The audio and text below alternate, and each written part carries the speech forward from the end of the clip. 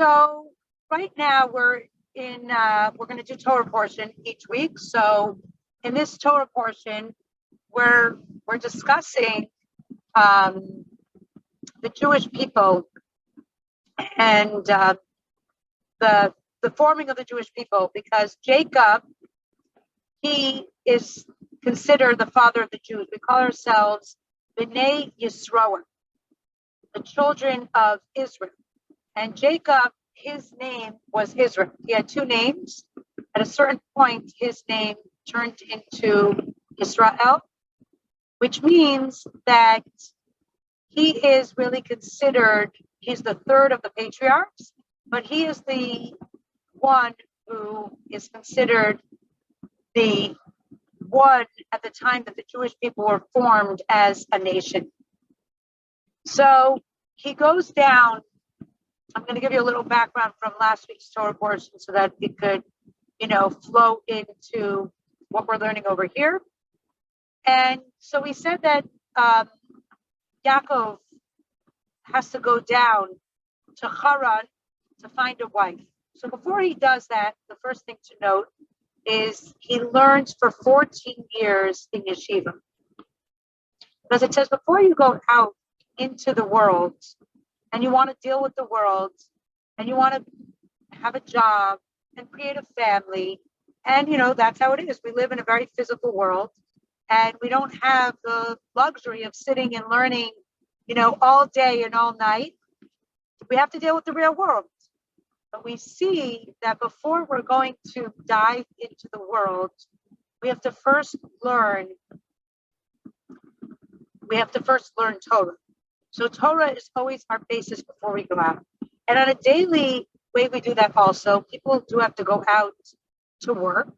People do have to go out to the real world. They have to have a job. They have to make a living. And even, when you have a family, you're starting a family, you can't just focus on, your own spiritual growth all day and your prayer and connecting. You have to be, in this world, living in this world. So the Torah says, what's the prerequisite to doing that? To establishing a family, to going out to work, we first have a strong foundation. So we first immerse ourselves in Torah. So that's common, that you have good Jewish education, and then you go out to the world. But additionally, we have this idea also on a daily basis. So on a daily basis, what do? We start our day with prayer.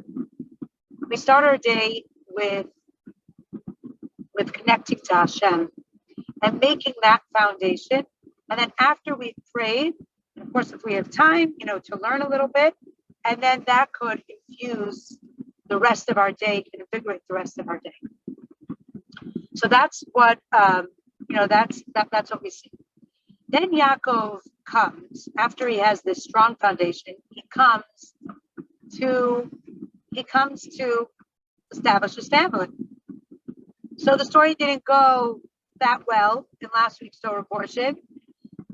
He comes and he wants to marry. He comes to the well, and similar to his father met his wife. He had a messenger. His grandfather, Abraham, his servant, he sent his servant Eliezer to go find a wife, and he found Rebecca. So Yaakov does the same thing. He goes to Haran, to his mother's family where they lived, and he says, I'm going to come to the well, and I'm going to see a girl. I'm going to see if I can find somebody. So he comes there and he sees there were two sisters, Leah and Rachel. And Leah, she was older and Rachel was younger. So he says, he sees this young girl who was actually 3 years old, whose name is Rachel. And he says, I'm just going to stop for a second because I see somebody is on here. You don't have to, but if you want to, I see Nomi. Feel free to put on your camera. If you don't want to put in your camera, I totally get that. No worries. If you'd like to share your name, it's always a little nicer when I know who I'm talking to because I don't recognize the number. So if you'd like to share your name and unmute yourself for a second, that would be nice. If not, no problem. Okay, I guess you want to remain unknown. Okay, no problem. So he comes and he sees this girl. Torah talks a lot about it, that he sees this girl and he says he loved her and she was beautiful. She had a beautiful complexion and a beautiful, shape of face. And then it talks about the other sister, the older sister, Leah, and it says that she had weak eyes. And he wanted to marry Rachel. He loved her and he thought she was the perfect wife for him. And he made up with the father that he made up with Lavan that he was going to work for 7 years. He was going to work for 7 years, and then he would have the right to marry Rachel. And so he works for 7 years, and then he is able to marry Rachel. But as the story goes, most of you probably know already, it ends up that Lavan was a trickster. And what happened is that Lavan ends up marrying Leah instead of Rachel. And Rachel actually gave the sides because she did not want her daughter to be embarrassed. That was tremendous self-sacrifice. Because, why was it such tremendous self-sacrifice? Because she knew that there were 2 brothers and 2 sisters. And the whole reason that Leah didn't want to marry, what really wanted to marry Jacob, was because she didn't want to marry Esau. Everyone said the older sister is going to marry the older brother, and the younger brother is going to marry the younger sister. And she said, that's what most of the commentaries say. Why were her eyes weak? Because she was crying and praying all day. Now, of course, there are other commentaries that say that it wasn't just that her eyes were weak, but the Rashbam explains that her eyes were weak means that they were light. And she had very big, beautiful, light, like blue eyes. And that was her beauty. So Rachel's beauty was the complexion and the shape of the structure of her face. And Leah's beauty was in her bright, beautiful, light eyes. But the point is that Yaakov, he says, I want to marry Rachel. And he ends up marrying Leah. And so there's a lot of deeper meaning to this story. It's not just that Lavan tricked Yaakov, and Yaakov ended up marrying Rachel first, and then he went ahead and he married Leah second. There's a lot more meaning to this story, and that will carry us into this Torah portion of this week after we understand this background.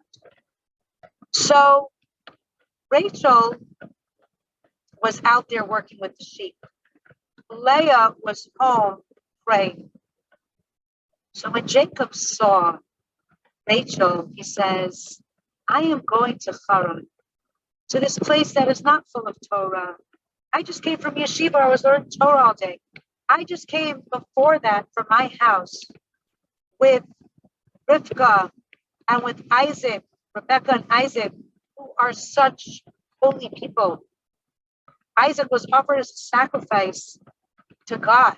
He was so holy. He never left the land of Israel. And Rebecca was so worthy that when she came to the tent of his grandmother, Sarah, all the miracles that happened to Sarah happened to her also. She had the merit of her challah being fresh all week, candle staying lit. She had a special cloud on top of her house. And so he came from a home that was just purely holy and full of Torah. And then now he comes to this very low place, but he knew that was his mission. His mission is he has to go out into the big world, just like we have to do that. We have to get a job. He had to establish a family. He couldn't just be locked up sitting and studying Torah all day. And he knew that there was a deeper task aside from working and having a job and making money to support himself and his family and creating a family. He also, which are both two very physical things, he also knew that there were special sparks of godliness that were going to be in this place that he was supposed to elevate. And so he couldn't just come and find his wife and go back to Israel, but he actually had to stay there, and he was going to have cattle, and he was going to extrapolate all the godliness from the physical things in this lowly place. And he was going to serve Hashem by taking the holiness out of this low place and letting the holiness of the godliness shine. So when he saw Rachel, he said to himself, Rachel is the perfect wife for me, because she is the one who is dealing with the sheep, with the physical world. She is integrated into this world. And therefore, he didn't just look at her beauty, her outside beauty. He was attracted to her neshama, to her soul. He saw that she had a soul that was very unique, that was very special, that was connected to his soul. He said, my mission in the land of Haran is to work with the world, to work in a more physical world. So he said, this, what's a wife? What's a spouse? A spouse, it says a wife is called an Azer connector. A spouse, from the time of Adam and Eve, you get this terminology of a helper that is opposite you. It's someone that's supposed to help you in your service of God. And for those of you who are on the summer session, when we learned about Adam and Eve, we learned that when she wanted to fulfill this mission, she ate from the tree because she wanted to have the knowledge of good and bad so she could serve God by extrapolating the good for bad, for taking the holiness and extracting it from the physical world, using it to serve Hashem. She didn't realize how hard that task was going to be, because you come into the physical world, it could weigh you down. It's really hard to stay focused on track and just stay focused on God when you have all the distractions of the physical world. And she felt like she was sinking and it was too hard for her. And so she gave the fruit to her husband, Adam, so that she says, you also have the knowledge of good and bad. You'll also be involved in the physical world, and together, hopefully, we'll be able to connect to Hashem and to serve Hashem in a much higher way. She said, I can't do it myself. Our task in this world, we're given a partner to do it with. So Yaakov says, my mission right now is to work with the physical world and to serve God in that way. So therefore, he was attracted to Rachel instead of Leah, because Rachel was working in the physical world. She was the one being a shepherd. She had a job. And Leah we said her eyes were weak from praying all day. She was praying, and she was much more spiritual. So Rachel is symbolic of the body. Rachel is symbolic of a person being in exile, where you have to find God within the physicality. He's not revealed. And Leah is symbolic of the neshama and the spiritual and prayer and just learning, being disconnected with that world, for being in a state of redemption where you're already above this physical world. And so Rachel was the one that Jacob chose. And we also actually see this with their children. We see that Rachel had 2 children. She was blessed with Joseph, who ended up being the leader in Egypt, which was the first exile of Jewish people. And he also he had to be second to the king. He had to figure out about the famine and the food and getting all together. So Joseph was much more worldly than all of his brothers. His brothers were shepherds, and they all stayed together and they lived together with their father, and they weren't out in the world. They were very secluded from the regular world, as opposed to Joseph, who had to live in Egypt and he had to be dealing with all the Gentiles, etc. Her second son was Benjamin, and Benjamin, or Benjamin, he had his descendant was Benjamin. Sorry, Benjamin's descendant was Mordechai, who is in the story of Purim, who is also, that is the first exile after being exiled from the base of the Holy Temple. They went to Persia and they were in that exile for 70 years. And that is where Mordechai was the leader. So we see it's all interconnected. And later on, we'll get to, not this week, but a different week, it connects to Joseph. That's also why Jacob had a special liking to Joseph. Because again, he saw that his style of serving God, his mission connected to what he was doing now, that he was going to be more involved in the physical world. And Leah was very spiritual.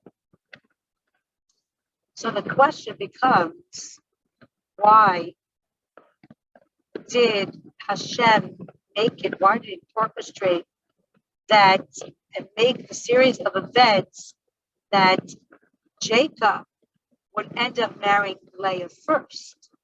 If Jacob was so holy and so righteous, and he was actually able to see her neshama, and that her mission was similar to his, and it was, his mission at that time was working in the physical world, then why did it happen that he married Leah, who was more spiritual at first?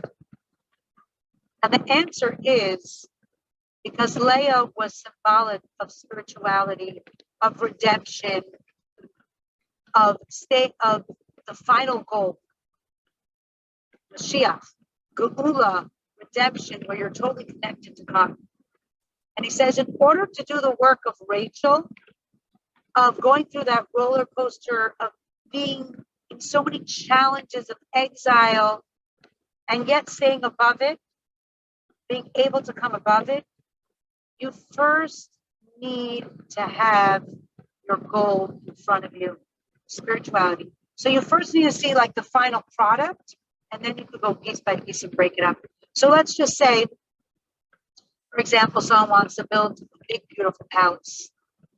Now you need to first have the blueprint, and then you need to, hire the workers, and you need to make a foundation, and you need to then build you first just see wood and bricks and cement, and only finally at the end, you see your final product.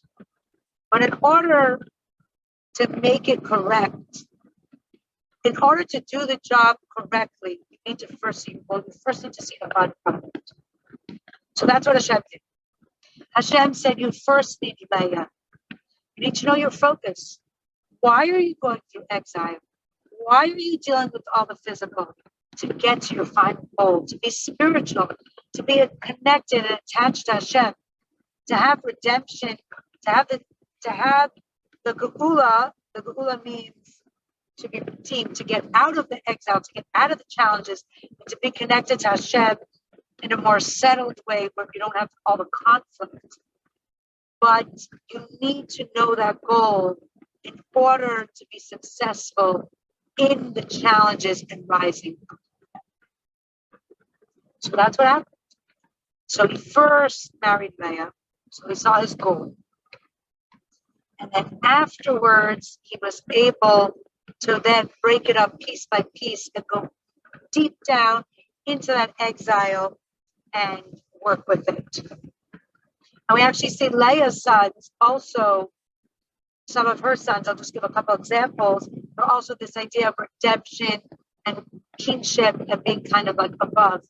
She had a son, Yehuda, who our kings come from. One of her sons was Levi. They worked in the Holy Temple. where in the Holy Temple, it was very spiritual. And she worked with that spiritual work. So that was the idea. So now when Jacob is going to come into this world, now that he married Leah first, and he knows his goal, and later, after his service of working with the world is finished, Rachel actually passes away. And Rachel is buried on the side of the road in exile, as opposed to Leah, who was buried in Israel. Why was she buried in Israel? Because again, she's symbolic of that pure, holy work. And so what happened is he marries Leah. He knows his goal, and he does. Now he knows his goal. Then he still, it says, loves Rachel more. Most of his work is with this part of his neshama that is connected to Rachel, that's working in this physical world. And after that mission is done, Rachel passes away, and then he is only married to Leah because now he finished that goal, and he's living more with this goal of I've reached that spirituality. So in this week's Torah portion, it says that in the beginning of the parsha, it tells the story of Yaakov sending out messengers to meet Esau. So he originally he started this journey coming to Haran because his mother said that I want you to leave Esau. I'm really nervous and dangerous to be around Esau. So I want you to go. You're old enough to get married. You're going to go to Haran and look for a wife. On the way, he's going to stop in to learn, to study, to establish a good strong foundation, and then he's going to go on. Now, why was he running away from Esau?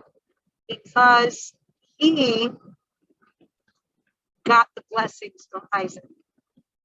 Esau thought he was going to do it. Yaakov tricked him, and it ended up that Esau got the blessings. So Esau has these blessings now. Esau missed out on the blessings, and he's so upset. He is really upset. And so now what happens? Rivka says, go away. And over time, maybe Esau will calm down. So now he feels, after all this time of being in Canaan, and he established his family, maybe now he could go back to Esau. So he sends messengers to greet his brother Esau. He first sends the messengers, and then he himself is going to go. So what does he say when he sent these messengers? When Yaakov sent the messengers, he said, tell Esau, in love and Garti, I have lived with love. Garti, the word live in Hebrew, I have lived, has the same etymology as stranger. When someone converts to Judaism, we call it a ger, a convert. They're converting. They're going from, being a non-Jew to a Jew. They're going from, that is this idea of. So the root word of ger means strange. As in other words, they're coming to something new when someone converts with something that was strange to them. It means strange, or it means live. It has both meanings. So Rashi says, when he told Lavan, when he was sending messengers to Esau to tell Esau, I have lived with Lavan, it also means that he was a stranger at Lavan. So he's trying to give over a message. And Rashi explains that he says, I have kept all 613 messages. So I have been a stranger, even though I was living there. Garti means I lived, but it also means I was a stranger. I lived there, but I was a stranger. Why was I a stranger? Because I kept 613 mitzvahs. If you take the numeric value of Garti, I have lived, the numeric value is 613. He says, even though I was in a very low place and everyone around me lied and cheated, as we see Laban lied. Not only did he lie about who he was going to marry and made him work another 7 years to get Rachel, to work for 7 years to get Rachel, then since he got Leah, he had to work another 7 years. Not only did he lie about that, but he also cheated him with his animals, divided them, and he cheated him on which animals were his, belonged to him. So he says, I lived in a place that was so dishonest and that was so full of cheating and that was so immoral, but yet I kept the 613 mitzvahs. Why did Yaakov feel it necessary to tell Esau that he kept 613 mitzvahs? What can we learn from this whole story? Why do you think, Esau didn't keep any mitzvahs. Says that he didn't keep kosher, he hunted, he lied to his father, he married to idol worshippers. So from idolatry to stealing to cheating to immorality was all part of Esau's life. Why would he care to know that Jacob was keeping 613 mitzvahs? So it says that when Esau was told by Yaakov, I have lived with Laban, a stranger, that he was a stranger. He was telling him that any connection that he had with Laban and the people of Laban, meaning physicality, was just temporary. It was just superficial. Because remember, when he married Leah, he kept in mind his goal. What was his goal? Spirituality. I knew I was coming into a physical world, and Rachel's going to help me with this service of God, but this is just temporary. This is superficial. He never settled there permanently. He never became comfortable or satisfied. Always acting as a stranger. What was his real home? His neshama, his Torah, his mitzvahs, his connection to God. And even all his worldly possessions that he had. He was very wealthy. He was a very good shepherd. You have to understand, in those days, they didn't have cars. So if you owned lots and lots of cattle, that was like having lots and lots of cars. And lots of food, because that's the food that they ate, right? One cow, one sheep could last you many, many meals. So his attitude towards his worldly possessions was a stranger. That's not who I really am. This is temporary. The real me is God, his Torah, his mitzvahs. So that's what it says. That he built for himself a house, and for his cattle, he built huts. What does that mean? For himself, for his neshama, it was a home. It was permanent. It's somewhere, right? When you have a home, when you say this is my home, you try to make it like your home. But like, oh, I'm just staying in the hut. I'm just having a tent. That's like temporary. It's for my neshama, I'm making a home. But for my cattle, for all my physicality, for all of this materialistic things, no, that I am just going to make it temporary. That those things are not really a part of who I really am. That's superfluous. I have a goal, and I'm supposed to get something out of them. And once I extrapolate all the holiness of them, then that's not important. The Frierdiker Rebbe, the previous Lubavitcher Rebbe, Yosef Yitzchok Schneerson, he once said a saying in the name of the Maggid of Mizrich, and he said, only when one is at home, must he be certain that he has everything. When he's on the road, it doesn't matter, right? It's okay, right? When I'm home, I want to make sure that I have everything proper. But if I'm just going somewhere temporarily, I'm on a trip, then it doesn't really matter. You don't care. Like, you don't say, like, I'm going on my trip. Where's my couch? Do I have a table? It's temporary. I don't need to have everything. So when we view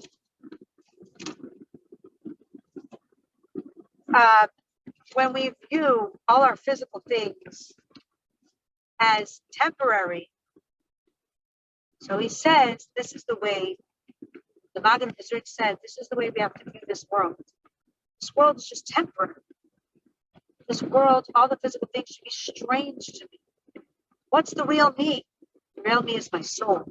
The real me is when I'm going to be reunited with Hashem and I'm going to have the Holy Temple in times of Mashiach.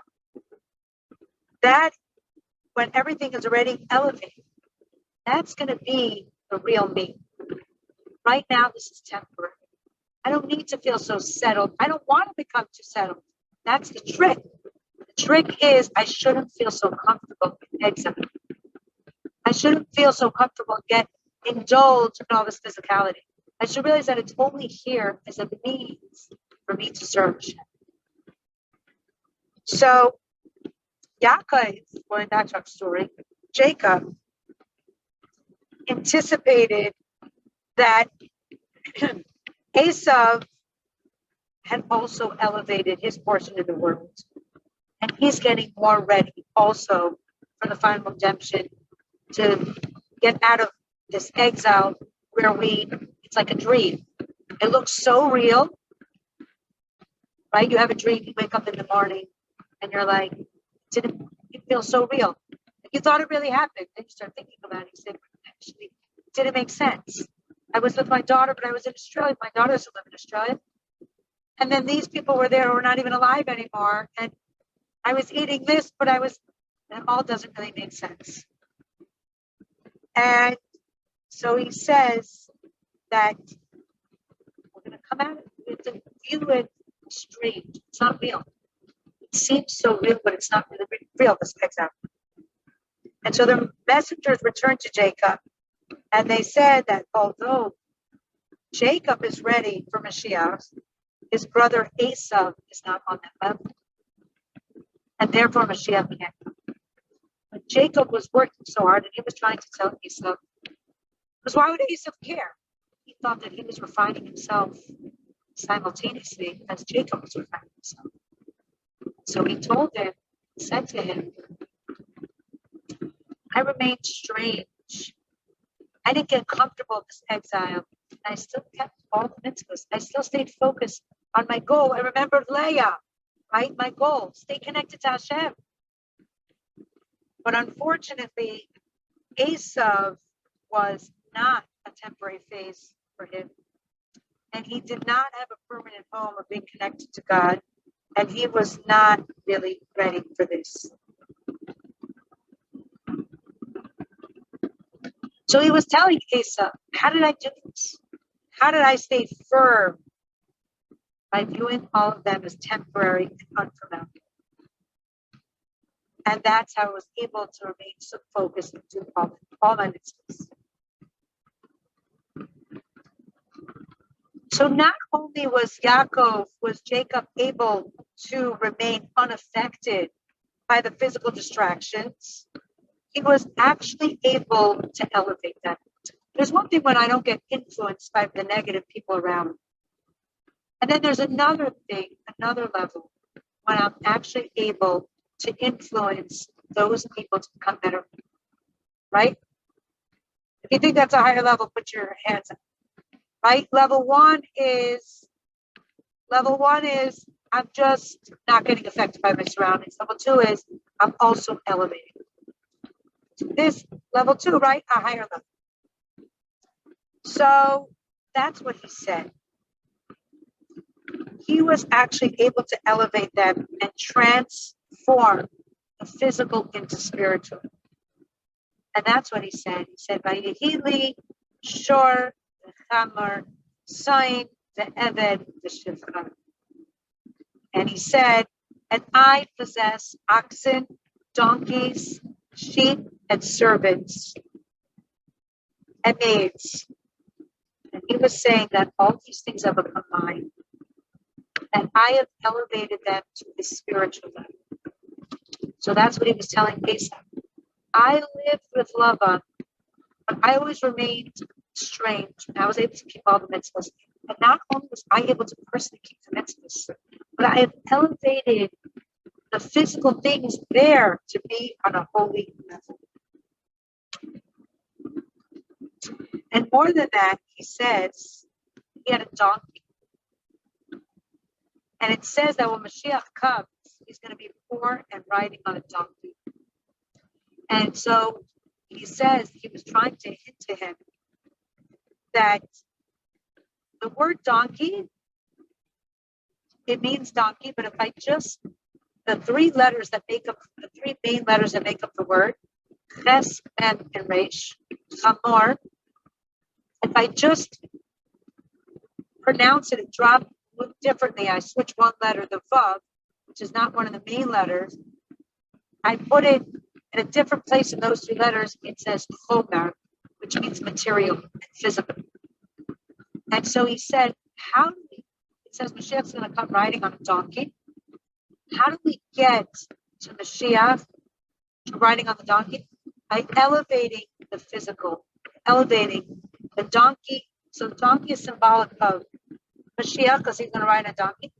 But donkey has the same shoresh, same root word as physical.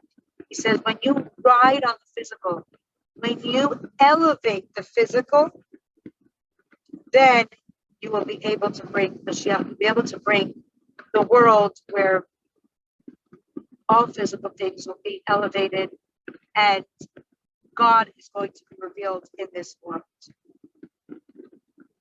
So he says, sending these messengers to inform Asa that I have done my part and I am ready for Mashiach.